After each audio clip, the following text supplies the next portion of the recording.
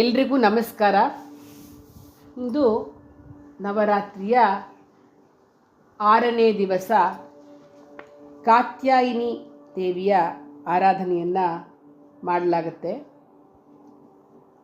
ಚಂದ್ರಹಾಸೋಜ್ವಲಕರ ಶಾರ್ದೂಲವರವಾಹನ ಕಾತ್ಯಾಯನಿ ಶುಭಂ ದದ್ಯಾ ದೇವಿ ದಾನವಘಾತಿನಿ. ಈ ಕಾತ್ಯಾಯಿನಿ ಅವತಾರ ಹೇಗಪ್ಪ ಆಯಿತು ಅಂತಂದರೆ ನೋಡಿ, ದೇವಿ ಮಹಾತ್ಮೆಯಲ್ಲಿ ತಿಳಿಸಿದ್ದಾರೆ. 28ನೇ ಯುಗದಲ್ಲಿ ದೈತ್ಯರೆಲ್ಲರೂ ಕೂಡ ಮನುಷ್ಯ ರೂಪವನ್ನು ಹೊಂದಿ ಕೆಟ್ಟ ನಡವಳಿಕೆಯನ್ನು ಕೆಟ್ಟ ನಡವಳಿಕೆ ಅವ್ರದ್ದು. ಹಾಗೆ ಭೂಮಿಲಿರ್ತಕ್ಕಂಥವ್ರು ಎಲ್ಲರನ್ನೂ ಕೂಡ ಪೀಡಿಸೋ ಹಾಗೆ ಕೆಲಸ ಮಾಡ್ತಾರೆ. ಅಂಥವ್ರು ಆಗ್ಬಿಡ್ತಾರೆ, ಅಂಥವ್ರಾಗಿ ಹುಟ್ಟುತ್ತಾರೆ ಅಂತ ನೋಡಿ. ಕಾಲನೇಮಿ ಯಾರು? ಅವನು ಕಾಲನೇಮಿ ಬಂದು ಈ ಯಾರ ಮಂತ್ರಿ ಅವನು? ತಾರಕಾಸುರನ ಮಂತ್ರಿ ಅವನು. ಅವನು ತುಂಬ ಕೆಟ್ಟವನಾಗಿದ್ದ. ಅವನು ಆ ಅಸುರ ಕುಲದವನಾಗಿದ್ದವನು ಮಥುರಾ ಪಟ್ಟಣದಲ್ಲಿ ಉಗ್ರಸೇನ ಅವ್ರ ಮಗ ಕಂಸನಾಗಿ ಹುಟ್ಟುತ್ತಾನೆ. ಕಂಸ ಅಂದರೆ ಕೃಷ್ಣನ ಸೋದರ ಮಾವ ಆಗಿ ಹುಟ್ಟುತ್ತಾನೆ ಕಾಲನೇಮಿ. ಇನ್ನು ಹಿರಣ್ಯಕಶಿಪು, ಹಿರಣ್ಯಾಕ್ಷರು ಅವರು ಬಂದು ಕ್ರಮವಾಗಿ ಶಿಶುಪಾಲ, ದಂತವಕ್ರರಾಗಿ ಹುಟ್ಟುತ್ತಾರೆ. ಇನ್ನು ನರಕಾಸುರ ಬಂದು ಜರಾಸಂಧನಾಗಿ ಹುಟ್ಟುತ್ತಾನೆ. ನರಕಾಸುರನೇ ಜರಾಸಂಧ. ಇವ್ರದೆಲ್ಲ ಭಾರ ತಡೆಯೋಕ್ಕಾಗದೆ, ಎಷ್ಟು ರಾಕ್ಷಸರ ಕಿರುಕುಳ ಉಪ್ಪುಟ್ಟಳ ಎಲ್ಲ ತಡಿಲಕ್ಕಾಗದೆ ಭೂದೇವಿ ಬ್ರಹ್ಮನ ಹತ್ರ ಹೋಗ್ತಾಳೆ. ಹೋದಾಗ ಏನು ಪ್ರಯೋಜನ ಆಗಲಿಲ್ಲ. ತ್ರಿಮೂರ್ತಿಗಳಿಗೆ ಯಾರಿಗೂ ಈ ಸಮಸ್ಯೆಯನ್ನು ಪರಿಹರಿಸಲಿಕ್ಕೆ ಆಗೋದಿಲ್ಲ ಅಂತ ಗೊತ್ತಾಗಿ ಅವರೆಲ್ಲರೂ ಕೂಡ ಅಮ್ಮನವರನ್ನು, ಜಗದಂಬೆಯನ್ನು, ತ್ರಿಪುರಾದೇವಿಯನ್ನು ಮೊರೆ ಹೋಗ್ತಾರೆ. ಆಗ ಅವಳು ಹೇಳ್ತಾಳೆ, ರಾಕ್ಷಸರು ತುಂಬ ಶಕ್ತಿಶಾಲಿಯಾಗಿದ್ದಾರೆ, ಬಹಳ ಶಕ್ತಿಶಾಲಿಗಳು. ಹಾಗಾಗಿ ಅವರನ್ನು ಜಯಿಸೋದು ತುಂಬ ಕಷ್ಟ. ನೀವೆಲ್ಲರೂ ಭೂಮಿಯಲ್ಲಿ ಮನುಷ್ಯ ಜನ್ಮವನ್ನು ತಾಳಿ ನಾನು ನನ್ನ ಅಂಶದಿಂದ ಅವತಾರ ಮಾಡ್ತೀನಿ, ಆಮೇಲೆ ಅವ್ರನ್ನೆಲ್ಲ ಸಂಹಾರ ಮಾಡಬಹುದು ಅಂತ ಹೇಳ್ತಾರೆ. ವಿಷ್ಣು ದೇವಕಿಯ ಹೊಟ್ಟೆಯಲ್ಲಿ ಕೃಷ್ಣನಾಗಿ ಹುಟ್ಟುತ್ತಾನೆ. ತನ್ನ ಸಮಸ್ತ ಅಂಶದಿಂದ ಅವನು ಕೃಷ್ಣನಾಗಿ ಹುಟ್ಟೋದಕ್ಕೆ ಅವನು ಪೂರ್ಣಾವತಾರ ಕೃಷ್ಣ. ವಿಷ್ಣುವಿನ ಎಲ್ಲ ಸಮಸ್ತ ಅಂಶಗಳಿಂದ ಕೃಷ್ಣನಾಗಿ ಹುಟ್ಟುತ್ತಾನೆ. ಆ ಅಮ್ಮನವರು ತ್ರಿಪುರಾದೇವಿಯು ಯಶೋದೆಯ ಹೊಟ್ಟೆಯಲ್ಲಿ ಕಾಲರಾತ್ರಿಯಾಗಿ ಜನಿಸ್ತಾಳೆ. ಕಂಸ ತನ್ನ ತಂಗಿ ದೇವಕಿಯ ಮಗನಿಂದ ತಾನು ಸಾಯ್ತೇನೆ ಅಂತ ತಿಳಿದುಕೊಂಡು ಭಾಳ ಎಚ್ಚರದಿಂದಿರ್ತಾನೆ ಯಾವಾಗಲೂ. ಹಾಗಾಗಿ ಕೃಷ್ಣನನ್ನು ವಸುದೇವ ನಂದಗೋಪನ ಮನೆಗೆ ತಂದು ಅಲ್ಲಿದ್ದ ಅವತ್ತು ಹುಟ್ಟಿರ್ತಕ್ಕಂತಹ ಕಾಲರಾತ್ರಿಯನ್ನು ತೆಗೆದುಕೊಂಡು ಹೋಗಿ ಕಂಸನಿಗೆ ಕೊಟ್ಬಿಡ್ತಾನೆ. ಕಂಸ ಆ ಮಗು ನಿನ್ನೇನು ಕೊಲ್ಲಬೇಕು ಅಂತ ಹೊರಟಾಗ ಆ ಮಗು ಮೇಲೆ ಹಾರಿಬಿಡತ್ತೆ. ನಿನ್ನ ಶತ್ರು ಬೇರೆ ಕಡೆ ಬೆಳೆದು ಬಂದು ನಿನ್ನನ್ನು ನಾಶ ಮಾಡ್ತೀನಿ ಅಂಥೇಳಿ ಶಪಿಸ್ಬಿಟ್ಟು ಅದು ಮಾಯ ಆಗಿಬಿಡತ್ತೆ. ಕೃಷ್ಣ ಯುದ್ಧದಲ್ಲಿ ಕಂಸನನ್ನು ಕೊಲ್ತಾನೆ, ಅದು ಗೊತ್ತೇ ಇದೆ ಎಲ್ರಿಗೂ. ನಂದಗೋಪ ತ್ರಿಪುರಾದೇವಿಯ ಕೃಪೆಯಿಂದ ವಿಷ್ಣುವನ್ನೇ ತನ್ನ ಮಗನನ್ನಾಗಿ ಪಡೆದು ಕೀರ್ತಿ ಹೊಂದ. ಗೋಪಿಕೆಯರೆಲ್ಲ ಭಗವಂತ ನಾರಾಯಣನೇ ಕೃಷ್ಣ ಅಂತ ತಿಳಿದುಕೊಂಡು ತಾವು ಕೃಷ್ಣನ ಸಂಬಂಧ ಹೊಂದಬೇಕು ಅಂತ ಬಯಸಿ ಕಾತ್ಯಾಯನ ಋಷಿಯ ಮೊರೆ ಹೋಗ್ತಾರೆ. ಕಾತ್ಯಾಯನ ಋಷಿ ಕಾಲರಾತ್ರಿ ಶಕ್ತಿ ಹುಟ್ಟಿತ್ತಲ್ಲ, ಅದನ್ನು ಮೆಚ್ಚಿಸಿ ಗೋಪಿಕೆಯರ ಆಸೆ ನೆರವೇರಿಸಲಿಕ್ಕೆ ಕೇಳ್ಕೊಳ್ತಾನೆ. ಆಗ ದೇವಿಯು ಗೋಪಿಕೆಯರು ಬರುವ ಮಾರ್ಗಶಿರ ಮಾಸದಲ್ಲಿ ನಿನ್ನ ಹೆಸರಿನಿಂದ ಕಾತ್ಯಾಯಿನಿ ಎಂಬುದಾಗಿ ನಾನು ಪ್ರಸಿದ್ಧಳಾದ ನನ್ನ ವ್ರತವನ್ನು ಶಾಸ್ತ್ರೋಕ್ತ ಕಾಲದಲ್ಲಿ ಆಚರಿಸಿ ಅನಂತರ ಅವರ ಇಷ್ಟಾರ್ಥವನ್ನು ಸಲ್ಲಿಸ್ತೇನೆ ಅಂತ ಹೇಳಿ ದೇವಿ ಅಂತರ್ಧಾನಳಾಗ್ತಾಳೆ.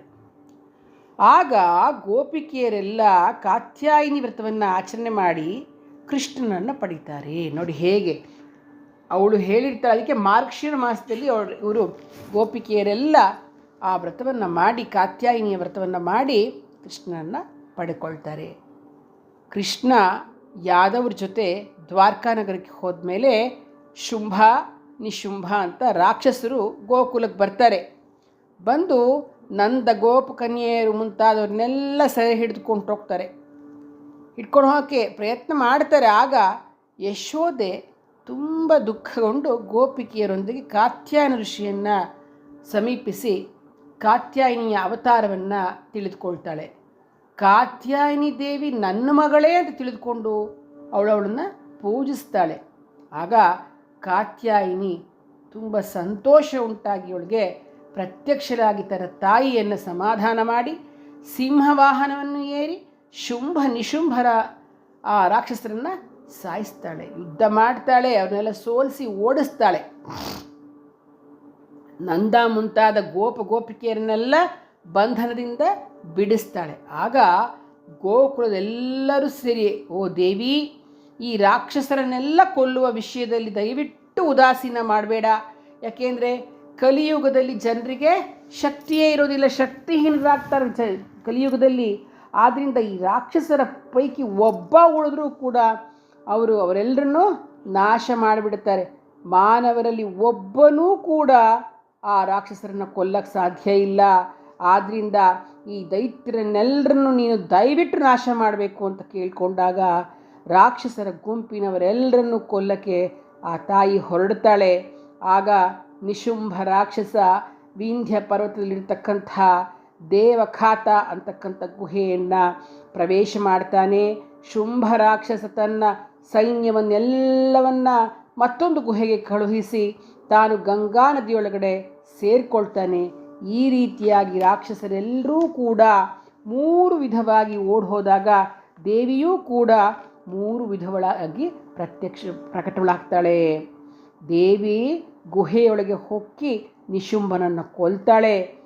ಕಾಳಿ ಸ್ವರೂಪಳಾಗಿ ರಾಕ್ಷಸರ ಸೈನ್ಯವನ್ನೆಲ್ಲ ನುಂಗು ಬಿಡುತ್ತಾಳೆ. ಮತ್ತೊಂದು ರೂಪದಲ್ಲಿ ದೇವಿ ಗಂಗಾ ನದಿಯಲ್ಲಿ ಅಡಗಿರ್ತಕ್ಕಂಥ ಶುಂಭ ರಾಕ್ಷಸನನ್ನು ಕೊಲ್ತಾಳೆ. ಇದು ಕಾತ್ಯಾಯಿನಿ ದೇವಿಯ ಅವತಾರದ ಕಥೆ. ಇದು ಹೀಗೆ ಕಾತ್ಯಾಯಿನಿ ದೇವಿ ಕಾತ್ಯಾಯನ ಮಹರ್ಷಿಗಳ ಮಗಳಾಗಿ ಹುಟ್ಟಿರೋದ್ರಿಂದ ಅವಳು ಕಾತ್ಯಾಯಿನಿ ಆಗ್ತಾಳೆ. ಸಿಂಹವಾಹಿನಿಯಾಗಿರ್ತಕ್ಕಂತಹ ಬಂಗಾರ ವರ್ಣದ ಚತುರ್ಭುಜವುಳ್ಳ ಈ ದುರ್ಗಿಯನ್ನು ನವರಾತ್ರಿಯ 6ನೇ ದಿನ ಪೂಜನೆ ಮಾಡ್ತಾರೆ. ಅವಳ ಒಂದು ಕಾತ್ಯಾಯಿನಿ ದೇವಿಯ ಒಂದು ಸ್ವರೂಪವನ್ನು ತಿಳಿಸ್ಕೊಡ್ತಕ್ಕಂಥ ಹಾಡನ್ನು ಹಾಡ್ತಾ ಇದ್ದೀನಿ.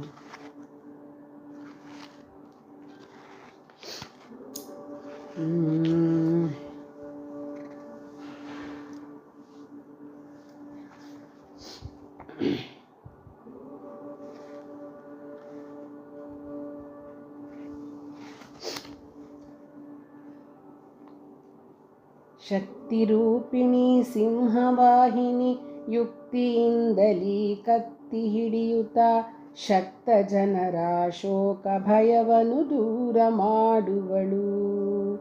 ಭಕ್ತರಿಷ್ಟಾರ್ಥಗಳ ಸಲಿಸುತ್ತ ಯುಕ್ತ ಸಂತಾನವನ್ನು ನೀಡುತ್ತ ಮುಕ್ತಿದಾತೆಯು ಪೂರ್ವ ಜನ್ಮದ ಪಾಪ ಕಳೆಯುವಳು. ಇವಳು ಕಾತ್ಯಾಯಿನಿ. ಈ ಕಾತ್ಯಾಯಿನಿ ದೇವಿಯ ಆರಾಧನೆಯನ್ನು ಮಾಡೋದ್ರಿಂದ ಚತುರ್ವಿಧ ಫಲಪುರುಷಾರ್ಥಗಳ ಪ್ರಾಪ್ತಿಯಾಗುತ್ತೆ.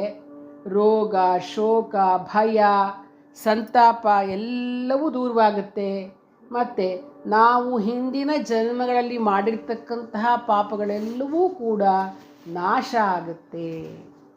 ಈ ಕಾತ್ಯಾಯಿನಿ ದೇವಿಗೆ ಏನಪ್ಪ ನೈವೇದ್ಯ ಮಾಡಬೇಕಂತಂದರೆ ಹುಗ್ಗಿಯನ್ನು ನೈವೇದ್ಯ ಮಾಡಬೇಕಾಗುತ್ತೆ. ಈಗ ಕಾತ್ಯಾಯಿನಿ ದೇವಿಗೆ ಅಷ್ಟೋತ್ತರವನ್ನು ಮಾಡೋಣ.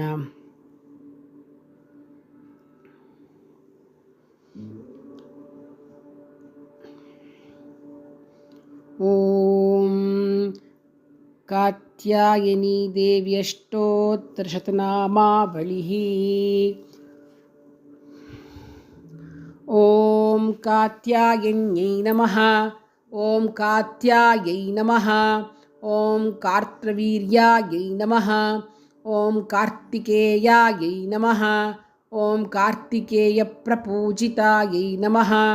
ಓಂ ಕಾಂತಿಗಮ್ಯಾಯೈ ನಮಃ. ಓಂ ಕಾಂತಿಮಯೈ ನಮಃ. ಓಂ ಕರ್ತೃಕಾಭೂಷಾಯೈ ನಮಃ. ಓಂ ಕಾರ್ತವೀರ್ಯಾಯೈ ನಮಃ. ಓಂ ಕೇತಕೀಭೂಷಣಾನಂದಾಯೈ ನಮಃ. ಓಂ ಕರ್ತ್ರ್ಯೈ ನಮಃ. ಓಂ ಕರ್ತೃರೂಪಾಯೈ ನಮಃ. ಓಂ ಕಟಭ್ರೂಮಾಯೈ ನಮಃ. ಓಂ ಕೃತಕೃತ್ಯಾಯೈ ನಮಃ. ಓಂ ಕಾಂತಿಗಮ್ಯಾಯೈ ನಮಃ. ಓಂ ಕಥಂಕಾರವಿನಿರ್ಮುಕ್ತಾಯೈ ನಮಃ. ಓಂ ಕರ್ತೃಮಯೈ ನಮಃ. ಓಂ ಕರ್ತ್ಯರ್ಯೈ ನಮಃ. ಓಂ ಕಾಲಿನ್ಯೈ ನಮಃ. ಓಂ ಕಾರ್ತಿಕ್ಯೈ ನಮಃ. ಓಂ ಕಾರ್ತಿಕಾರಾಧ್ಯಾಯೈ ನಮಃ. ಓಂ ಕರ್ತೃಮಾತ್ರೇ ನಮಃ. ಓಂ ಕೇತಕೀಭರಣಾನ್ವಿತಾಯೈ ನಮಃ. ಓಂ ಕೃತ್ಯಾಯೈ ನಮಃ. ಓಂ ಕಾತ್ಯಾಯೈ ನಮಃ. ಓಂ ಕೀರ್ತ್ಯೈ ನಮಃ. ಓಂ ಕಾಂಸ್ಯಪಾತ್ರಪ್ರಭೋಜಿನ್ಯೈ ನಮಃ. ಓಂ ಕಾಂಸ್ಯಧ್ವನಿಮಯೈ ನಮಃ. ಓಂ ಕಾಲಚಕ್ರಮನೋಭವಾಯೈ ನಮಃ. ಓಂ ಕಲಾಂತದಹನಾಯೈ ನಮಃ. ಓಂ ಕಾಶಪುಷ್ಪಪತೀಕಾಶಾಯೈ ನಮಃ. ಓಂ ಕಾಂಚೀನೂಪುರಭೂಷಾಢ್ಯಾಯೈ ನಮಃ. ಓಂ ಕಾಲಮಾತ್ರೇ ನಮಃ. ಓಂ ಕಾಲಘೋರಾಯೈ ನಮಃ. ಓಂ ಕುಂಕುಮಾಭರಣಾನ್ವಿತಾಯೈ ನಮಃ. ಓಂ ಕಾಲರತಾಯೈ ನಮಃ. ಓಂ ಕಾಮೇಶೀಪೂಜನೋದ್ಯತಾಯೈ ನಮಃ. ಓಂ ಕಾಲಪೂಜ್ಯಾಯೈ ನಮಃ. ಓಂ ಕಾಂತಾರಪ್ರಿಯವಾಸಿನ್ಯೈ ನಮಃ. ಓಂ ಕಾಲವೀರಾಯೈ ನಮಃ. ಓಂ ಕಾರಣವರಾಯೈ ನಮಃ. ಓಂ ಕಾಶ್ಯಪ್ಯೈ ನಮಃ. ಓಂ ಕಾಶ್ಯಪಾರಾಧ್ಯಾಯೈ ನಮಃ. ಓಂ ಕಾಶ್ಯಪಾನಂದದಾಯಿನ್ಯೈ ನಮಃ. ಓಂ ಕಾಲಾನಲಸಮಪ್ರಭಾಯೈ ನಮಃ. ಓಂ ಕಾಲಸಿದ್ಧಾಯೈ ನಮಃ. ಓಂ ಕಾದೇವಪೂಜಾನಿರತಾಯೈ ನಮಃ. ಓಂ ಕಾರ್ಯಕಾರಿಣ್ಯೈ ನಮಃ. ಓಂ ಕಾರ್ಮಣಾಯೈ ನಮಃ. ಓಂ ಕಾರ್ಮಣಾಕಾರಾಯೈ ನಮಃ. ಓಂ ಕಾಮಕಾರ್ಮಣಕಾರಿಣ್ಯೈ ನಮಃ. ಓಂ ಕಾಶ್ಮೀರಾಚಾರತತ್ಪರಾಯೈ ನಮಃ. ಓಂ ಕಾಕಿನ್ಯೈ ನಮಃ. ಓಂ ಕಾರಣಾಹ್ವನಾಯೈ ನಮಃ. ಓಂ ಕಾವ್ಯಾಮೃತಾಯೈ ನಮಃ. ಓಂ ಕಾಳಿಂಗಾಯೈ ನಮಃ. ಓಂ ಕಾರಣಾಂತರಾಯೈ ನಮಃ. ಓಂ ಕಾಯೈ ನಮಃ. ಓಂ ಕಮಲಾರ್ಚಿತಾಯೈ ನಮಃ. ಓಂ ಕಾಲಕಾಲಿಕಾಯೈ ನಮಃ. ಓಂ ಕಾಲಾಗುರುಪ್ರತರ್ಪಣಾಯೈ ನಮಃ. ಓಂ ಕಾರಣದಾಯೈ ನಮಃ. ಕಾವೇರೀತೀರವಾಸಿನ್ಯೈ ನಮಃ. ಓಂ ಕಾಲಚಕ್ರಭ್ರಮಾಕಾರಾಯೈ ನಮಃ. ಓಂ ಕಾಲಚಕ್ರನಿವಾಸಿನ್ಯೈ ನಮಃ. ಓಂ ಕಾನನಾಯೈ ನಮಃ. ಓಂ ಕಾನನಾಧಾರಾಯೈ ನಮಃ. ಓಂ ಕಾರ್ವ್ಯೈ ನಮಃ. ಓಂ ಕಾರುಣಿಕಾಯೈ ನಮಃ. ಓಂ ಕಾಂಪಿಲ್ಯವಾಸಿನ್ಯೈ ನಮಃ. ಓಂ ಕಾಷ್ಠಾಯೈ ನಮಃ. ಓಂ ಕಾದಿಕಾಯೈ ನಮಃ. ಓಂ ಕಾಲಚಕ್ರಾಯೈ ನಮಃ. ಓಂ ಕಾದಂಬರೀಪಾನರತಾಯೈ ನಮಃ. ಓಂ ಕಾದಂಬರ್ಯೈ ನಮಃ. ಓಂ ಕಲಾಯೈ ನಮಃ. ಓಂ ಕಾಮವಂದ್ಯಾಯೈ ನಮಃ. ಓಂ ಕಾಮೇಶ್ಯೈ ನಮಃ. ಓಂ ಕಮಲಾಯೈ ನಮಃ. ಓಂ ಕಾಂತಾಯೈ ನಮಃ. ಓಂ ಕಾಮಕೌತುಕಸುಂದರ್ಯೈ ನಮಃ. ಓಂ ಕಾಂಬೋಜಾಯೈ ನಮಃ. ಓಂ ಕಾಂಚನದಾಯೈ ನಮಃ. ಓಂ ಕಾಸ್ಯಕಾಂಚನಕಾರಿಣ್ಯೈ ನಮಃ. ಓಂ ಕಾರ್ಯಾಯೈ ನಮಃ. ಓಂ ಕಾಂಚಭೂಮ್ಯೈ ನಮಃ. ಓಂ ಕಾಮಕೀರ್ತ್ಯೈ ನಮಃ. ಓಂ ಕಾಮಕೇಶ್ಯೈ ನಮಃ. ಓಂ ಕಾರಿಕಾಯೈ ನಮಃ. ಓಂ ಕಾಂತಾರಾಶ್ರಾಯಾಯ ನಮಃ. ಓಂ ಕಾಮಭೇದ್ಯೈ ನಮಃ. ಓಂ ಕಾಮಾರ್ತಿನಾಶಿನ್ಯೈ ನಮಃ. ಓಂ ಕಾಮಭೂಮಿಕಾಯೈ ನಮಃ. ಓಂ ಕಾಲನಿರ್ನಾಶಿನ್ಯೈ ನಮಃ. ಓಂ ಕಾವ್ಯವನಿತಾಯೈ ನಮಃ. ಓಂ ಕಾಮರೂಪಿಣ್ಯೈ ನಮಃ. ಓಂ ಕಾಯಸ್ಥಾ ಕಾಮಸಂದೀಪ್ತ್ಯೈ ನಮಃ. ಓಂ ಕಾವ್ಯದಾಯೈ ನಮಃ. ಓಂ ಕಾಲಸುಂದರ್ಯೈ ನಮಃ. ಓಂ ಕರವೀರಪುಷ್ಪಸ್ಥಿತಾಯೈ ನಮಃ. ಓಂ ಕಾಲದಾಯೈ ನಮಃ. ಓಂ ಕಾದಿಮಾತ್ರೈ ನಮಃ. ಓಂ ಕಾಲಂಜನಿವಾಸಿನ್ಯೈ ನಮಃ. ಓಂ ಕಾಲವೃದ್ಧ್ಯೈ ನಮಃ. ಕಾಲವೃದ್ಧ್ಯೈ ನಮಃ. ಓಂ ಕಾರಾಗೃಹವಿಮೋಚಿನ್ಯೈ ನಮಃ. ಓಂ ಕಾದಿವಿದ್ಯಾಯೈ ನಮಃ. ಓಂ ಕಾಲಾಂಜನಸಮಾಕಾರಾಯೈ ನಮಃ. ಇತಿ ಶ್ರೀ ಕಾತ್ಯಾಯಿನಿ ದೇವಿ ಅಷ್ಟೋತ್ತರ ಶತನಾಮಾವಳಿ ಸಂಪೂರ್ಣಂ. ಜಗದಂಬಾರ್ಪಣಮಸ್ತು. ಸರ್ವೇ ಜನಾಃ ಸುಖಿನೋ ಭವಂತು. ಸಮಸ್ತ ಸನ್ಮಂಗಳಾನಿ ಭವಂತು.